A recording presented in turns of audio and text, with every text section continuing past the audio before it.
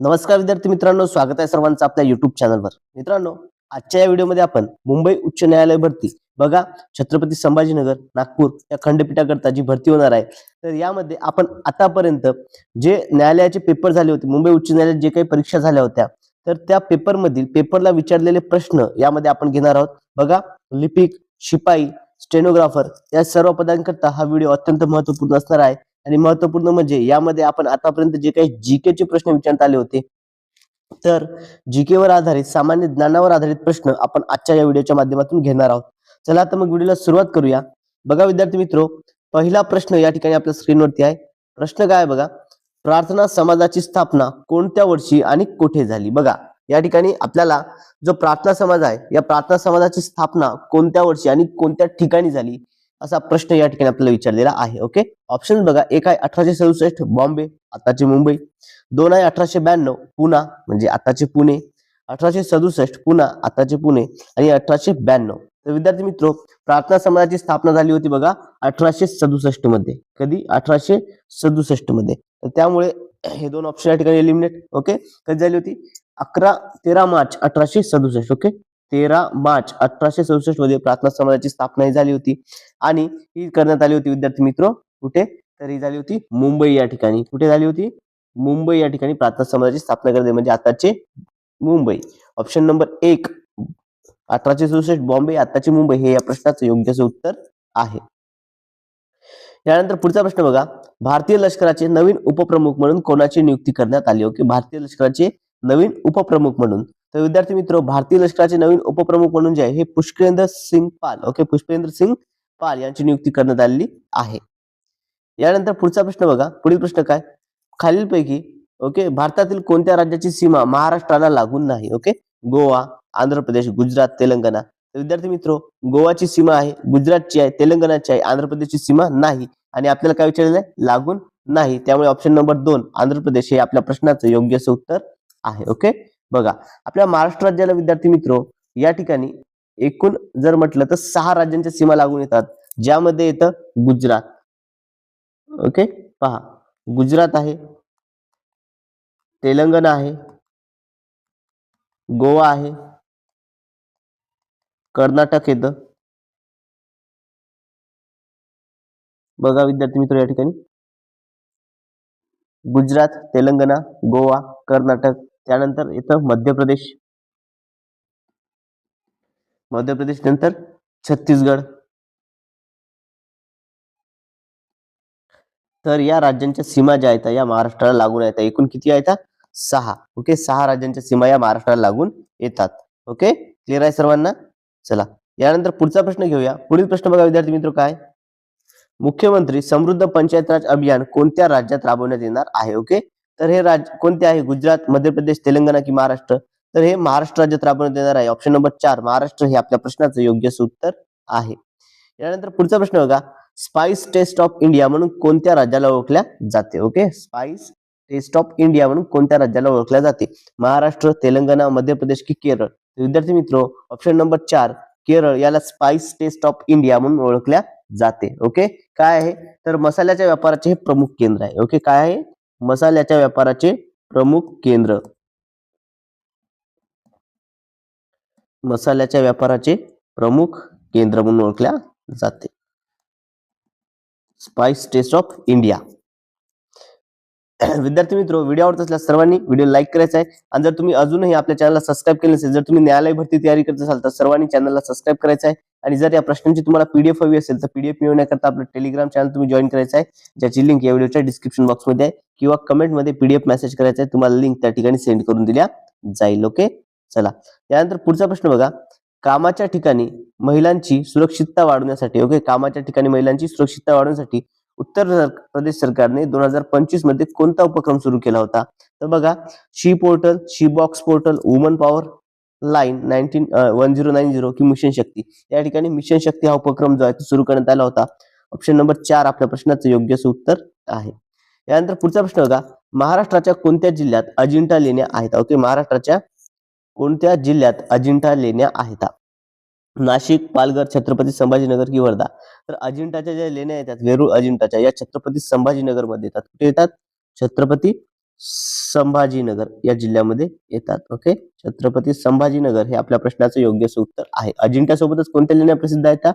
अजिंठ्यासोबतच वेरूळच्या लेण्या देखील प्रसिद्ध आहेत. त्यानंतर पुढचा प्रश्न बघा, खालीलपैकी कोणी दिव्यांग बालके आणि महिलांसाठी शारदा सदनची स्थापना केली? ओके, बघा विद्यार्थी मित्र, आपल्याला शारदा सदन जो आहे, शारदा सदनची स्थापना कोणी केली असा प्रश्न या ठिकाणी आपल्याला विचारलेला आहे. ओके, बघा, महर्षी धोंडो केशव कर्वे, महात्मा ज्योतिराव फुले, पंडिता रमाबाई की ताराबाई शिंदे? तर शारदा सदनची स्थापना म्हटलं तर कोणी केली आहे? पंडिता रमाबाई. ऑप्शन नंबर 3 आपल्या प्रश्नाचं योग्य उत्तर आहे. ओके, बघा, पंडिता रमाबाई यांनी 11 मार्च, ओके, कधी केली बघा, 11 मार्च 1889 मध्ये, 11 मार्च 1889 मध्ये मुंबई या ठिकाणी जी आहे शारदा सदनची स्थापना केली. कधी केली? मुंबई या ठिकाणी शारदा सदनची स्थापना ही करण्यात आली होती. यानंतर पुढचा प्रश्न बघा, भारतातील सर्वात जास्त हत्ती कोणत्या राज्यात पाहायला मिळतात? भारतातील सर्वात जास्त हत्ती कोणत्या राज्यात पाहायला मिळतात? महाराष्ट्र, कर्नाटक, केरळ की छत्तीसगड? तर भारतामध्ये सर्वाधिक हत्ती म्हटलं तर ते कुठे आहेत विद्यार्थी मित्र? तर ते आहेत कर्नाटक या राज्यामध्ये. कुठे आहेत? कर्नाटक. ऑप्शन नंबर 2 या प्रश्नाचं योग्य उत्तर आहे. कर्नाटकामध्ये 6013 प्लस हत्ती हे बघायला मिळतात. ओके, 6000 पेक्षा जास्त हत्तींची संख्या ही कर्नाटक राज्यामध्ये आहे. आणि महत्वपूर्ण म्हणजे तर एका ठिकाणी आहे, ते म्हणजे तिथलं एक अभयारण्य आहे बघा. कोणतं आहे? तर ते आहे म्हैसूर हत्ती अभयारण्य.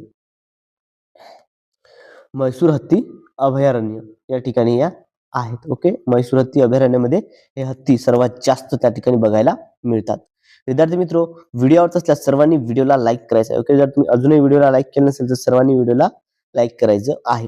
त्यानंतर पुढचा प्रश्न बघा, स्वामी दयानंद सरस्वती यांनी आर्य समाजाची स्थापना केव्हा केली? ओके, बघा, स्वामी दयानंद सरस्वती यांनी जो आर्य समाज आहे, आर्य समाज, तर या आर्य समाजाची स्थापना कधी केली असा प्रश्न विचारलेला आहे. 1872, 1877, 1875 की 1879? तर विद्यार्थी मित्र, या ठिकाणी आर्य समाजाची स्थापना ही 10 एप्रिल 1875 मध्ये केली. ओके, बघा, 10 एप्रिल 1875 मध्ये जी आहे आर्य समाजाची स्थापना मुंबई या ठिकाणी केली. कुठे केली? मुंबई या ठिकाणी यांनी स्थापना केली. त्यामुळे 1875 ऑप्शन नंबर 3 आपल्या प्रश्नाचं योग्य उत्तर आहे. ओके, बघा, आता स्वामी दयानंद सरस्वती यांचं मूळ नाव काय होतं? तर यांचं मूळ नाव होतं मूळशंकर अंबादास तिवारी.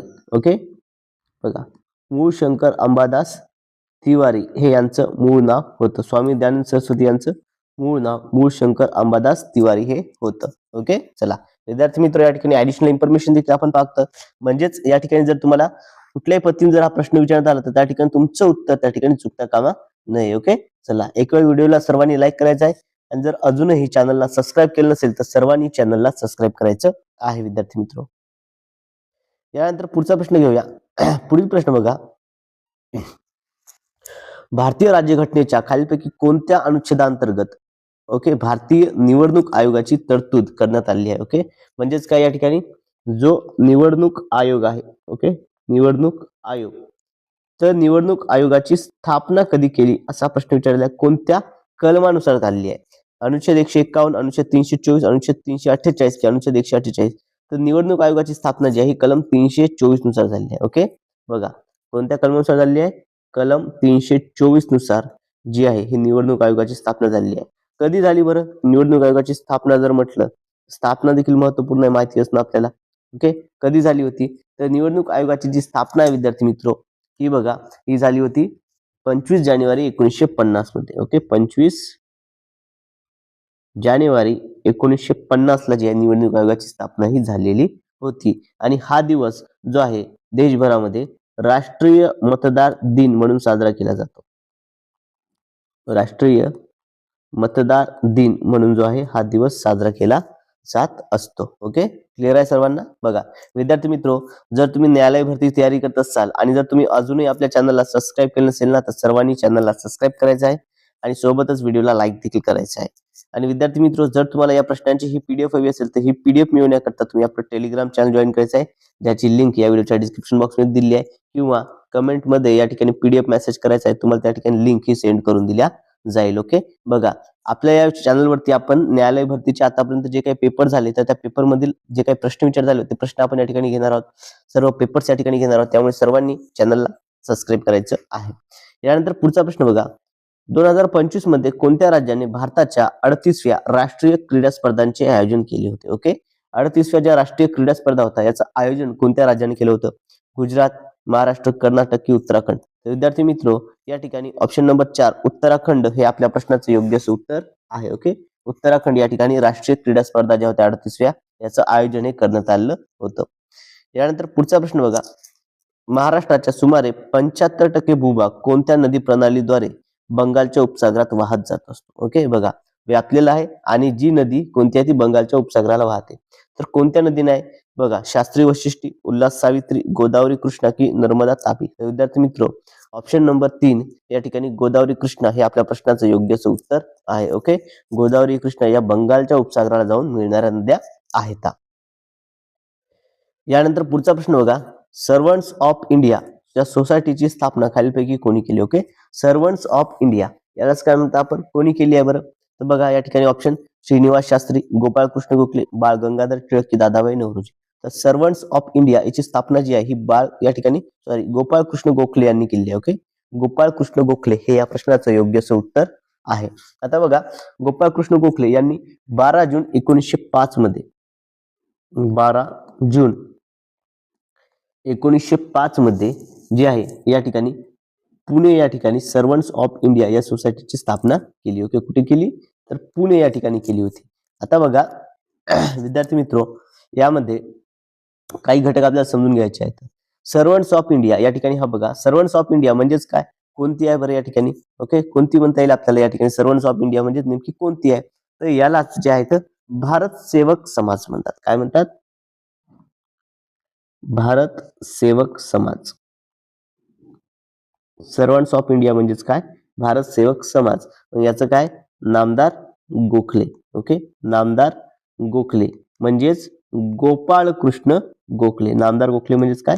गोपाळकृष्ण गोखले यांनी स्थापना केली होती 12 जून 1905 मध्ये. क्लिअर आहे सर्वांना? चला, यानंतर पुढचा प्रश्न बघा, महाराष्ट्राने कोणत्या नियमानुसार घनकचरा व्यवस्थापन धोरण स्वीकारले आहे? ओके, घनकचरा व्यवस्थापन नियम 2016, महाराष्ट्र नागरी कचरा अधिनियम 2004, पर्यावरण संरक्षण नियम 1986 की स्वच्छ भारताचे अभियानाचे जो नियम आहे 2018? तर विद्यार्थी मित्र, महाराष्ट्र राज्यामध्ये जे आहे घनकचरा व्यवस्थापन नियम 2016 अनुसार जे आहे आपण हे घनकचरा व्यवस्थापन धोरण हे स्वीकारलेलं आहे. यानंतर पुढचा प्रश्न बघा, भारतीय राज्यघटनेच्या प्रस्तावनेची संकल्पना खालीलपैकी कोणत्या देशाकडून घेण्यात आली होती? ओके, बघा प्रस्तावनेची संकल्पना कोणत्या देशाकडून घेण्यात आली होती असा प्रश्न या ठिकाणी विचारलेला आहे. तर बघा विद्यार्थी मित्रो, USA, आयर्लंड, जपान की USR? कोणत्या देशाकडून घेण्यात आली होती? विद्यार्थी मित्रो, ही घेण्यात आली होती USA म्हणजेच America, United state of America. Option number 1 आपल्या प्रश्नाचं योग्य उत्तर आहे. ओके, USA कडून ही संकल्पना जी आहे ती घेण्यात आली होती. यानंतर पुढील प्रश्न बघा, पुढचा प्रश्न काय, ताडोबा अंधारी व्याघ्र प्रकल्प कोणत्या जिल्ह्यात आहे? ओके, ताडोबा अंधारी हा जो व्याघ्र प्रकल्प आहे हा कोणत्या जिल्ह्यात आहे? हिंगोली, छत्रपती संभाजीनगर, ओके, छत्रपती संभाजीनगर, बीड की चंद्रपूर? तर हा कुठे आहे विद्यार्थी मित्र? तर हा तो चंद्रपूर जिल्ह्यामध्ये. कुठे येतो? चंद्रपूर. ओके, बघा चंद्रपूर हे आपल्या प्रश्नाचं योग्य उत्तर आहे. हा महाराष्ट्रातील सर्वात जुना आणि सर्वात मोठा व्याघ्र प्रकल्प आहे. महाराष्ट्रातील सर्वात जुना आणि सर्वात मोठा असा व्याघ्र प्रकल्प हा आहे. ओके, चला क्लिअर आहे सर्वांना? बघा विद्यार्थी मित्र, व्हिडिओ आवडत असल्यास सर्वांनी व्हिडिओ लाईक करायचा आणि जर अजूनही तुम्ही चॅनलला सबस्क्राईब केलं नसेल तर सर्वांनी चॅनलला सबस्क्राईब करायचं आहे. यानंतर पुढील प्रश्न बघा, 1881 मध्ये लोकमान्य टिळकांनी सुरू केलेले मराठा हे वृत्तपत्र कोणत्या भाषेत प्रकाशित होत असे? ओके, बघा मराठा हे जे वृत्तपत्र आहे हे कोणत्या भाषेमध्ये प्रसिद्ध व्हायचं असा प्रश्न या ठिकाणी आपल्याला विचारलेला आहे. ओके, बघा मराठा वृत्तपत्र हे कोणत्या भाषेत प्रसिद्ध व्हायचं? इंग्रजी, हिंदी, मराठी की इंग्रजी व मराठी? तर हे जे आहे हे इंग्रजी भाषेत प्रसिद्ध व्हायचं. कोणत्या भाषेमध्ये प्रसिद्ध व्हायचं? इंग्रजी भाषेमध्ये हे प्रसिद्ध व्हायचं. ऑप्शन नंबर 1 इंग्रजी हे आपल्या प्रश्नाचं योग्य उत्तर आहे. ओके, बघा लोकमान्य टिळकांनी याची स्थापना केली होती. ओके, कधी प्रकाशित झालं होतं बरं? हे सुरुवात कधी झाली होती? तर याला सुरुवात झाली होती विद्यार्थी मित्रो 2 जानेवारी 1881 मध्ये जी आहे ती सुरुवात केलेली होती. ओके, 2 जानेवारी 1881 ला जे आहे हे वृत्तपत्र सुरू करण्यात आलेलं होतं. ओके, मराठा वृत्तपत्रासंबंधित बघत आहोत. कोणत्या भाषेत होतं तर हे इंग्रजी भाषेमध्ये प्रकाशित होत होते. यानंतर पुढील प्रश्न बघा. पुढचा प्रश्न काय, खालीलपैकी कोणत्या समितीच्या शिफारशीनुसार मूलभूत कर्तव्ये ही जोडण्यात आलेली आहेत. ओके, बघा मूलभूत कर्तव्य कोणत्या समितीच्या शिफारशीनुसार जोडण्यात आलेली आहे. विद्यार्थी मित्रो, कोठारी समिती, स्वर्णसिंग समिती, बीपी मंडल समिती की बलवंतराय मेहता समिती. तर मूलभूत कर्तव्य म्हटलं तर ऑप्शन नंबर 2 स्वर्णसिंग समिती हे आपल्या प्रश्नाचं योग्य उत्तर आहे. यानंतर पुढचा प्रश्न बघा, महाराष्ट्र विधान परिषदेतील सदस्यांची संख्या किती आहे. ओके, महाराष्ट्र विधान परिषदेतील सदस्यांची जी संख्या आहे ही किती आहे. किती सदस्य संख्या आहे बरं महाराष्ट्र विधान परिषदेमध्ये, 84, 72, 78 की 75. तर महाराष्ट्राची विधान परिषदेची संख्या येते एकूण 78. ओके, ऑप्शन नंबर 3 78 हे आपल्या प्रश्नाचं योग्य उत्तर आहे. ओके, बघा अशा पद्धतीने विद्यार्थी मित्र आपण काही प्रश्न जे न्यायालय भरतीमध्ये विचारण्यात आले होते प्रश्न आपण या ठिकाणी घेतलेले आहेत. विद्यार्थी मित्र, व्हिडिओ आवडला असल्यास सर्वांनी व्हिडिओ लाईक करायचा आहे आणि जर तुम्ही अजूनही आपल्या चॅनलला सबस्क्राईब केलं नसेल तर सर्वांनी चॅनलला सबस्क्राईब करायचं आहे. सोबतच जर तुम्हाला या प्रश्नांची ही पीडीएफ हवी असेल तर ही पीडीएफ मिळवण्याकरता तुम्ही आपलं टेलिग्राम चॅनल जॉईन करायचं आहे, ज्याची लिंक या व्हिडिओच्या डिस्क्रिप्शन बॉक्समध्ये दिली आहे, किंवा कमेंटमध्ये तुम्ही पीडीएफ मेसेज करायचा आहे, तुम्हाला लिंक त्या ठिकाणी सेंड करून दिल्या जाईल. ओके, चला मित्रांनो, आजच्या या व्हिडिओमध्ये एवढंच. भेटूयात पुढच्या व्हिडिओमध्ये. Thank you so much.